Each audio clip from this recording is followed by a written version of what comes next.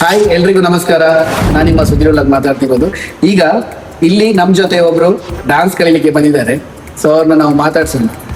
Madam ಹೇಳಿ, ಈಗ ನಮ್ಮ ಸ್ಟುಡಿಯೋಕ್ಕೆ ಡಾನ್ಸ್ ಕಲೀಲಿಕ್ಕೆ ಬಂದಿದ್ದೀರಿ. ಕಲ್ತಂತ ಡಾನ್ಸ್ ಹೇಗೆ ಅನಿಸ್ಕೊಂಡು? ಆಕ್ಚುಲಿ ನಾನು ಡಾನ್ಸ್ ಕಾಲೇಜಲ್ಲಿ ಮಾಡ್ತಿದ್ದೆ, ಬಟ್ ಇಲ್ಲಿಗೆ ಸುದೀಪ್ ಸರ್ ಕ್ಲಾಸಿಗೆ ಬಂದ ಮೇಲೆ ನನಗೆ ಗೊತ್ತಾಯ್ತು ಈ ತರ ಮಾಡ್ತೇನೆ ಡ್ಯಾನ್ಸ್ ಅಂತ. ಮತ್ತೆ ನೀವು ಗಂಡನೊಟ್ಟಿಗೆಲ್ಲ ಡಾನ್ಸ್ ಮಾಡ್ಲಿಲ್ಲ? ಮಾಡಿಲ್ಲ.